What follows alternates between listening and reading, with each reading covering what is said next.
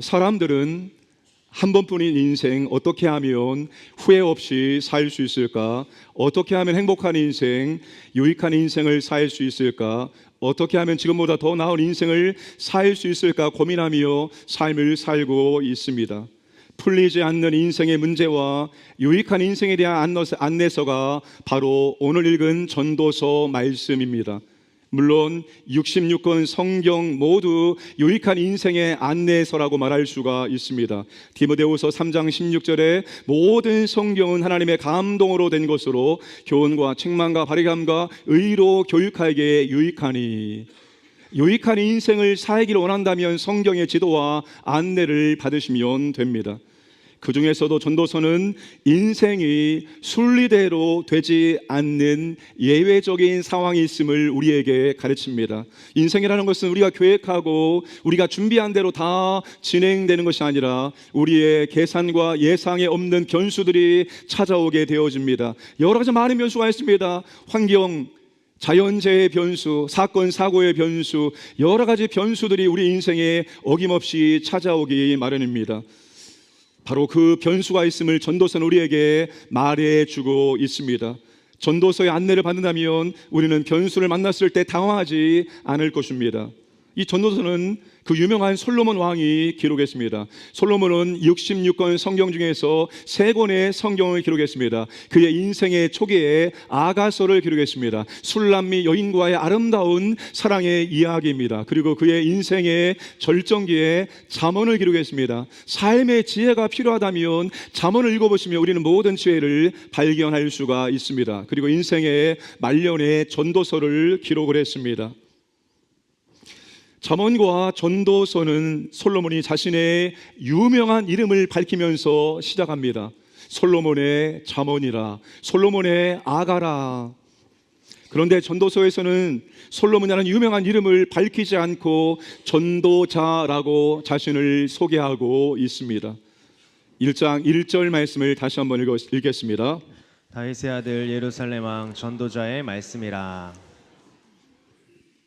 전도서를 히브리어 성경으로 보면 솔로몬이 전도자라는 말을 강조하고 있음을 확인할 수 있습니다. 히브리어는 강조하고 싶은 단어를 문장의 가장 앞에 사용하기 때문입니다. 1장 1절에 가장 먼저 나오는 단어는 전도자입니다.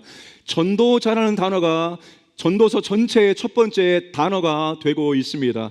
전도자는 히브리어로 코헬렛이라고 읽습니다. 불러 모으는 사람, 회중 앞에서 말하는 사람. 그래서 영어 번역본들은 이 코헬렛을 설교자 또는 교사라고 번역을 했습니다. 솔로몬은 왕으로서 모든 인생의 부귀영화를 누린 사람이었습니다. 해보고 싶은 것을 다 해보았고, 가져보고 싶은 것을 다 가져보았고, 누리고 싶은 모든 것들을 다 누린 사람이 바로 솔로몬이었습니다. 그렇게 인생을 다 살아보고 나니 별것 아니라는 것입니다. 모든 것을 가지고 누렸던 왕으로서의 삶보다 전도자의 삶이 더 가치 있다는 것입니다.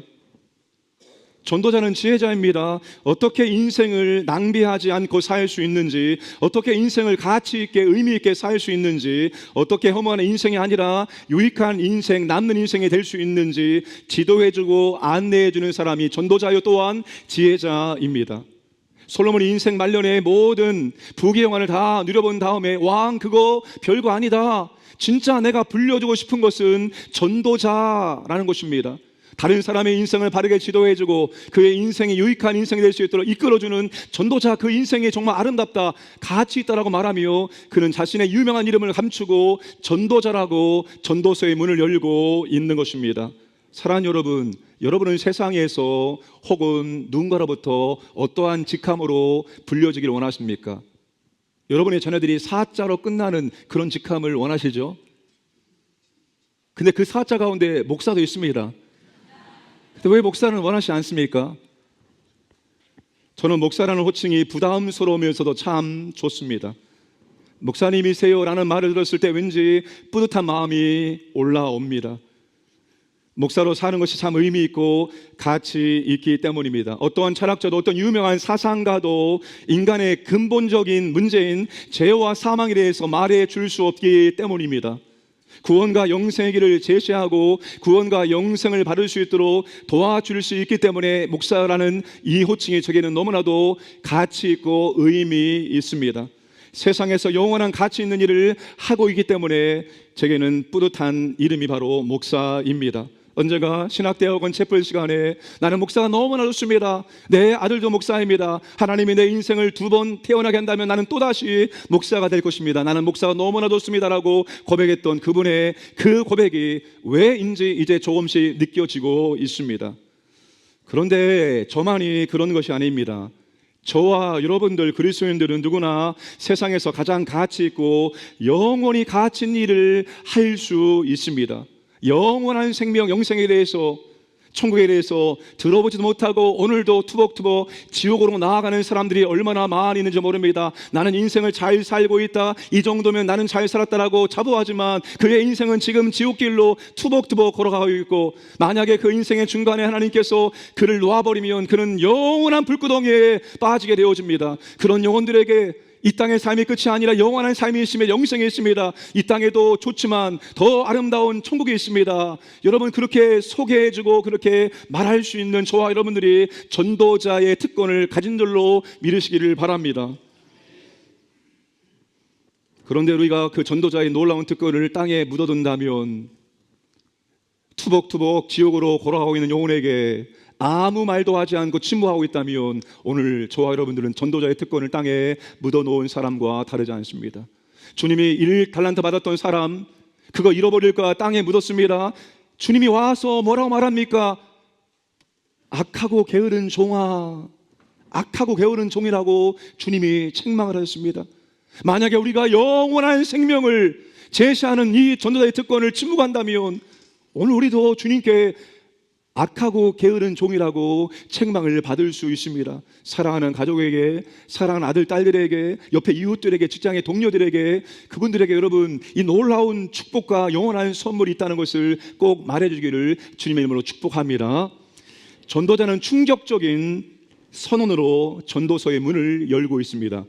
2절 말씀을 함께 읽겠습니다. 전도자가 이르되 헛되고 헛되며 헛되고 헛되니 모든 것이 헛되도다. 전도자는 인생사 모든 것이 헛되다라고 말합니다. 인생사 모든 것이 허무하다라고 말합니다. 최상급 표현으로 헛됨을 강조하고 있습니다. 모든 것이 완전히 헛되다라고 말하고 있는 것입니다. 여러분, 전도자가 충격적인 선언으로 전도서를 시작하는 이유를 알기 위해서는 전도서의 시대적인 배경을 알 필요가 있습니다. 전도서를 읽다 보면 유난히 상업 용어가 많이 나오는 것을 확인할 수가 있습니다.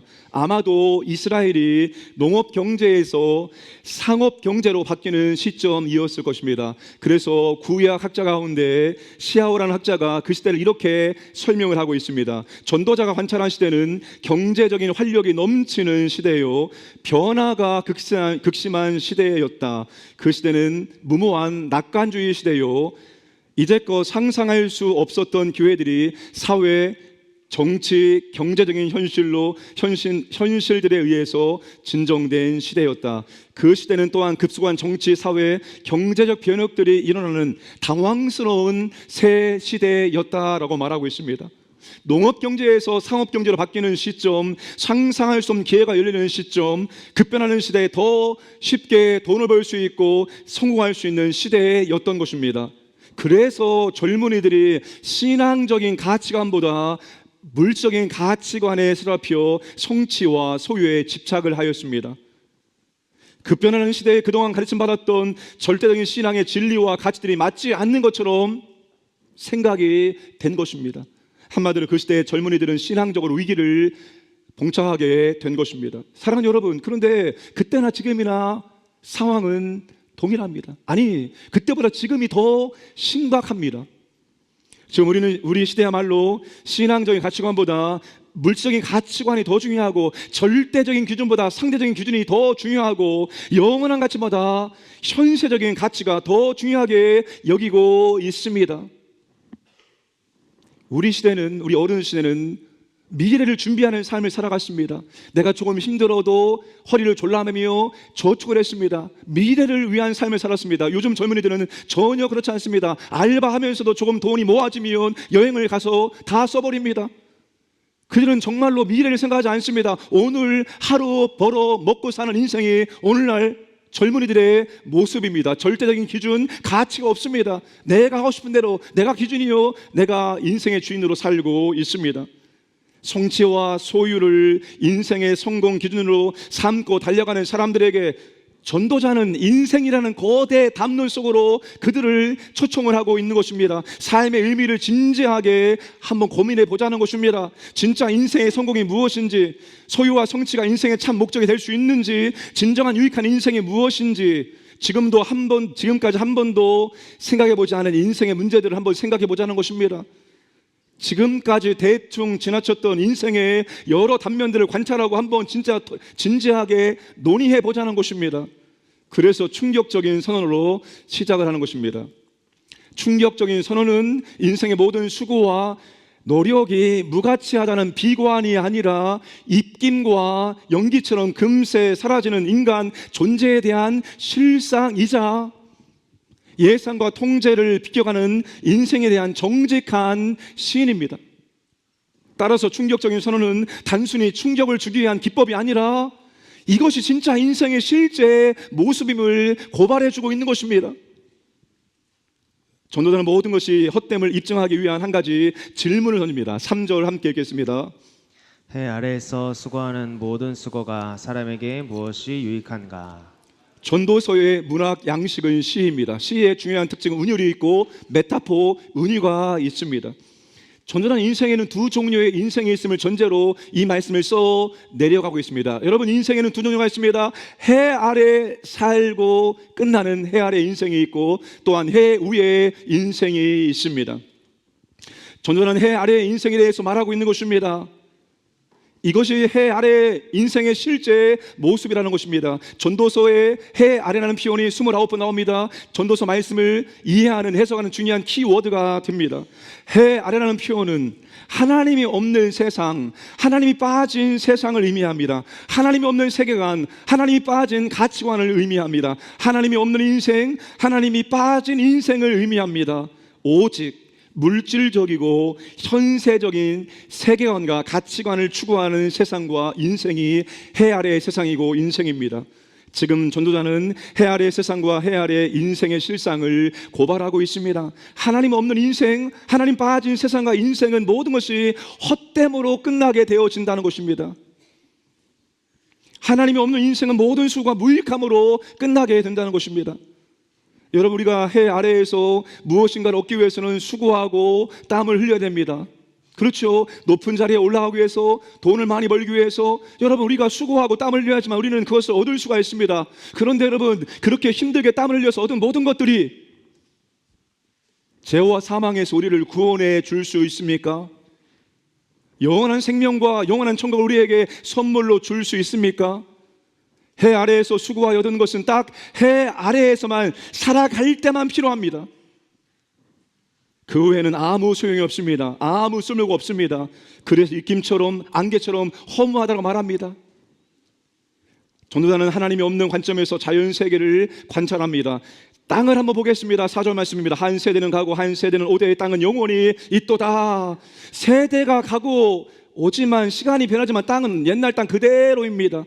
변하지 않고 똑같은 모습을 유지하고 있을 뿐입니다. 해를 한번 볼까요? 5절 말씀입니다. 해는 뜨고 해는 지되 그 떴던 곳으로 빨리 돌아가고, 해는 뜨고 지는 일을 반복할 뿐입니다. 헐떡거리며 분주하게 제 자리로 돌아가기 바쁩니다. 바람을 볼까요? 6절입니다. 바람은 남으로 불다가 북으로 돌아가며 이리 돌며 저리 돌며 바람은 그 불던 곳으로 돌아가고, 바람은 꽤나 자유롭게 불고 있는 것처럼 보여지지만 늘 같은 방향으로 불고 제 자리로 돌아가고 있습니다. 그러면 강물은 어떨까요? 7절 말씀입니다. 모든 강물은 다 바다로 흐르되 바다를 채우지 못하며 강물은 어느 곳으로 흐르든지 그대로 인하여 흐르느니라. 강물은 늘 흐르고 있을 뿐입니다. 바다로 들어가지만 바다를 절대로 한 번도 채울 수가 없습니다. 바다는 채워지지 않습니다. 땅과 해와 바람과 강물, 즉 자연 세계는 무엇인가 새로운 것을 만들어내지 못하고 있습니다. 늘 하는 일을 무한히 반복하고 있을 뿐입니다. 그래서 자연을 관찰하고 내린 결론이 바로 8절입니다. 모든 만물이 피곤하다. 모든 만물이 피곤하다. 모든 만물이 지쳐있다라고 전도자가 고백하고 있습니다. 새로운 것이 없는 무한히 반복되는 자연은 그저 피곤할 뿐입니다. 허무하게 반복되는 자연을 통해서 도무지 의미를 발견해낼 수가 없다는 것입니다. 그러면 여러분, 하나님 빠진 인류의 역사는, 인간은 또한 어떠할까요? 9절부터 11절까지 전도자가 인간의 역사를 관찰합니다. 인간 역사의 결론이 바로 9절입니다. 9절 함께 읽겠습니다. 이미 있던 것이 후에 다시 있겠고 이미 한 일을 후에 다시 할지라. 해 아래에는 새 것이 없나니. 인간의 역사는 무엇인가 새로운 것이 있을까요? 인간의 역사도 자연의 역사와 마찬가지로 새 것이 없다라고 말하고 있습니다. 이미 있던 것이 후에 다시 있겠고 이미 한 일을 후에 다시 할 뿐이라고 말하고 있습니다. 이것 역시 새로움이 없는 무한한 반복을 이어가고 있을 뿐입니다. 하나님이 없는, 하나님이 빠진 자연세계와 인간의 역사는 새로울 것이 없고 무의미한 반복이고 피곤할 뿐이라고 전도자가 말하고 있습니다. 세상이 이렇게 급변하고 있는데 무슨 변화가 없다고 말합니까? 라고 반문을 할 수 있습니다. 국제 정세도 사회 제조도 기술과 생활환경도 빠르게 변하고 있습니다. 그러나 많은 것들이 변하고 있는 것처럼 보이지만 본질은 변하지 않고 있습니다. 사람이 먹고 사는 것은 본질입니다. 그런데 무엇을 먹고 어떻게 먹냐 방식은 늘 변하고 있습니다. 사람이 이동하는 것은 사람의 본성입니다. 그런데 이동의 수단은 늘 끊임없이 변하고 있을 뿐입니다. 급변하는 인간 역사 가운데에서 모든 사람들은 세월 흐름 속에서 잊혀지고 기억되지 않는다는 것입니다. 11절 말씀, 이전 세대들이 기억됨이 없으니 장래 세대도 그 후 세대들과 함께 기억됨이 없으리라. 사람들은 삶의 무대에서 각자에게 맡겨진 역할을 감당하는 배우와 같습니다. 막이 내리면 배우들은 무대 뒤로 퇴장합니다. 어떤 배우들은 인생의 영웅의 업적을 남기지만 그것도 세월의 물결이 그 흔적을 지워버리고 맙니다. 시간이 지나면 아무도 우리를 기억해주는 사람이 없을 것입니다. 여러분, 이게 바로 전도자가 하나님 빠진 자연세계와 인간 역사를 관찰한 결론입니다. 결론은 피곤한 반복일 뿐이고 새 것이 없고 또한 기억됨이 없다는 사실입니다. 여러분, 전도자가 해 아래의 인생의 허무와 무익을 통해서 우리에게 지금 무엇을 촉구할까요? 우리가 추구해야 할 것은 해 아래의 새로운 것이 아니라 해 위의 영원한 것이라고 말하고 있는 것입니다. 해 아래 죽음의 한계 아래 사는 사람에게 없는 그 새 것이 해 위의 죽음 너머의 삶을 사는 사람들에게 주어지게 된다는 것입니다. 그러므로 해 아래 하나님이 없는 물질적인 세계관, 현세적인 가치관에서 벗어나라고 말합니다. 해 아래 허무함과 무익함에서 벗어나라고 말합니다. 입김과 같이 잠시 있다가 사라지는 것들을 위해 살지 말고 영원히 사라지지 않는 것들을 위해서 살라라고 말씀을 하고 있습니다. 어떻게 해 아래의 인생의 허무와 무익에서 벗어날 수 있을까요? 해 아래의 허무함을 이길 수 있는 것은 해 아래에 없습니다. 해 아래의 허무함과 요한함을 이길 수 있는 길은 해 위를 바라보는 것입니다. 해 위에 계신 하나님을 바라보는 것입니다. 해 아래 인생의 해 위에 하나님과 연결되어지면 인생은 허무와 무익에서 벗어날 수 있게 됩니다. 해 위에 하나님과 연결되는 인생은 땅 위의 수고와 모든 것들이 절대로 사라지는 법이 없습니다. 여러분, 죽어서 내가 이 땅 가운데서 수고하여 얻은 것들을 가지고 가는 사람이 누구 있습니까? 어떤 권력자가, 어떤 부한자가 죽음과 함께 이 땅에서 수고하여 얻은 것들을 가져갈 수 있습니까? 그런데 여러분, 저와 여러분들에게는 이 땅에 수고한 모든 것들을 가져갈 수 있는 특권이 있고 그리고 쌓아놓을 수 있는 특권이 있다는 놀라운 사실입니다. 우리도 죽으면 아무것도 가져가는 것이 없습니다. 그런데 우리는 천국에 미리 쌓아놓을 수가 있다는 사실입니다. 어떻게 말입니까? 그의 나라와 영광을 위해서, 주님의 나라와 영광을 위해서, 복음을 위해서 우리가 살아갈 때 그 모든 것들은 여러분 사라지는 것이 아니라 천국에 그대로 쌓이는 줄로 믿으시기를 바랍니다. 여러분들은 해외여행을 자주 가시죠? 그런데 여러분, 주님을 위해서 단기 선교는 가보셨습니까? 여러분의 자녀와 여러분을 위해서 많은 물질을 사용하시죠? 하나님의 나라와 주님을 위해서 춤 목돈을 한번 드려보셨습니까? 주님을 사랑하기 때문에 주님의 몸된 교회를 위해서 땀을 흘리고 수고해 보셨습니까? 여러분, 우리가 주님의 나라와 영광을 위해서 이 땅과 흘리는 모든 땀방울 하나하나가, 모든 시간이, 모든 물질이 다 천국에 쌓이는 줄로 믿으시기를 바랍니다. 고난주간 다니엘 금식기도와 함께하는 특별 새벽기도회 끊어지기 원한다라는 마지막 기도 제목을 제가 다 읽어보고 분류하니까 3가지로 분류가 가능했습니다. 그런데 그 3가지 가운데 첫 번째가 무엇인지 아십니까? 바로 인터넷, 휴대폰, 유튜브를 통해서 시간을 낭비하지 않게 해달라. 얼마나 우리가 많은 시간을 낭비하고 있는지 모릅니다.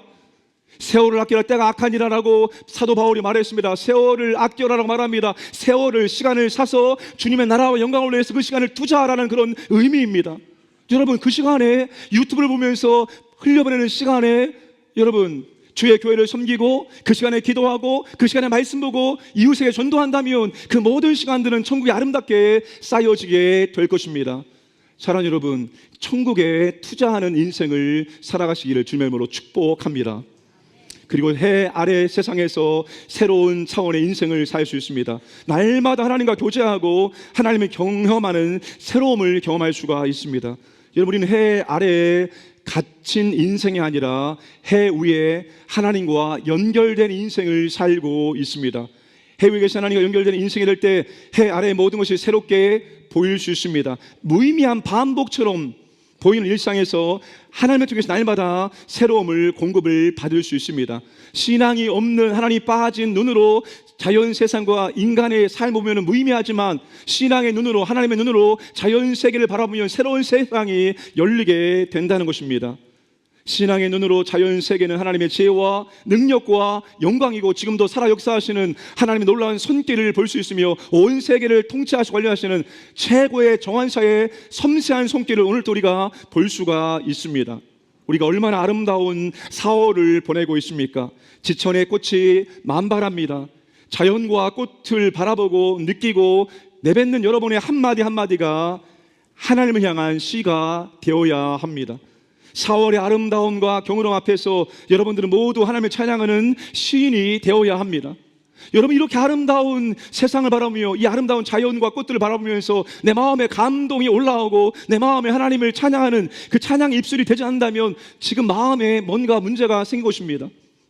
여러분, 우리가 4월의 아름다움을 보고 하나님이 소송케 하는 꽃들과 그 나뭇잎 하나하나를 보면서 우리는 절로 탄성이 나오고 하나님께 정말 찬양을 드릴 수 있어야 됩니다. 여러분, 악보를 보면서 찬양을 부르는 것이 아니라 악보를 보면서 찬양을 부르는 것이 아니라 정말 우리의 입술이 악보를 보지 않아도 하나님의 그 신실하심과 하나님의 섭리와 지혜와 영광과 능력을 보면서 찬양해야 할 줄로 믿으시기 바랍니다. 하나님이 이 풀 한 폭을 이렇게 관리하시고 인도하시는데 내 인생도 하나님께서 보호하시고 인도하시겠지 왜 걱정하느냐, 왜 염려하느냐, 주님께서 그렇게 말씀하지 않았습니까? 창고를 나르는 새를 보면서 저 풀잎 하나 보면서 꽃 하나 보면서 하나님이 돌보시는 저 아름다운 것들, 하물며 너희일지냐. 여러분, 우리가 하나님이 돌보시는 하나님의 자녀인 줄로 믿으시기를 바랍니다. 하나님의 눈으로 자연과 해를 바라보면 다르게 보이고 새롭게 보입니다. 시편 19편 1절에서 6절 함께 읽겠습니다. 하늘이 하나님의 영광을 선포하고 궁창이 그의 손으로 하신 일을 나타내는도다. 날은 날에게 말하고 밤은 밤에게 지식을 전하니 언어도 없고 말씀도 없으며 들리는 소리도 없으나 그의 소리가 온 땅에 통하고 그의 말씀이 세상 끝까지 이르도다. 하나님의 해를 위하여 하늘의 장막을 베푸셨도다. 해는 그의 신방에서 나오는 신랑과 같고 그의 길을 달리기 이뻐하는 장사 같아서 하늘 이 끝에서 나와서 하늘 저 끝까지 운행하며 그의 열기에서 피할 자가 없도다. 여러분, 이게 믿음의 눈으로 하나님의 관점을 바라본 세상이고 자연이고 해입니다. 신방에서 나와서 달려가는 신랑처럼 기쁨으로 달려가고 있는 해의 모습, 아무런 말이 없지만 여러분, 우리 귓가에 하나님이 창조하셨고 하나님이 지금도 돌보시고 이끄시는 세상이라는 것을 우리의 귓가에 들려올 수 있습니다. 우리는 지금 해 아래에 살고 있지만 언제나 해 위에 계신 하나님을 바라보며 살아야 됩니다. 그러면 날마다 새로움을 경험하고 새롭게 되어진 은혜가 있는 줄로 믿으시기 바랍니다. 그런 종 누구든지 그리스도 안에 있으면 새로운 피조물이 이전 것은 지나갔으니 보라 새 것이 되었도다. 여러분이 그리스도 안에서 새 것이 되었다면 날마다 새로움을 경험을 해야 하는 것입니다. 고린도후서 4장 16절 함께 읽겠습니다. 그러므로 우리가 낙심하지 아니하노니 우리의 겉사람은 낡아지나 우리의 속사람은 날로 새로워지도다. 여러분, 우리의 겉사람은 낡아지나 세월이 흐르면 여러분 주름이 생기고 아무리 찍어 발라도 여러분 잘 먹지 않습니다. 그러나 여러분, 우리의 속사람은 날마다 새롭게 되어집니다. 저는 이것을 어디서 경험하는가 하면 장례식장에서 경험합니다. 이분이 제 동생입니다라고 소개하는데 얼굴을 보는 순간 형님인데? 동생은 이게 그렇습니다. 여러분, 안 믿는 사람들을 얼굴을 보세요. 술과 담배와 세상의 온갖 나쁜 것들과 근심과 걱정과 염려에 가득한 그들의 얼굴은 제 나이보다 훨씬 더 늙어 보입니다. 그런데 하나님의 자녀들은 제 나이보다 훨씬 더 젊어 보입니다. 왜 그렇습니까? 근심, 걱정, 염려가 있을 때마다 우리는 하나님께 기도하고 하나님께 찬양하며 다 풀어버립니다.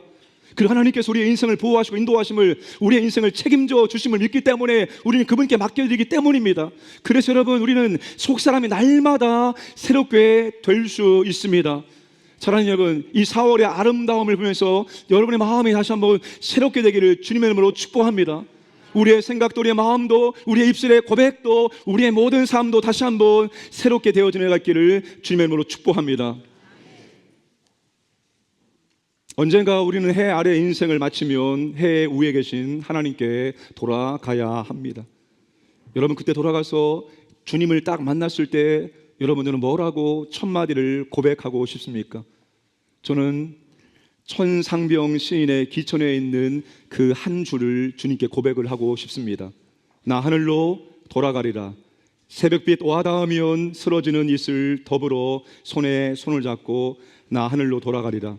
노을빛 함께 단둘이서 기슭에서 놀다가 구름 손짓하면은 나 하늘로 돌아가리라.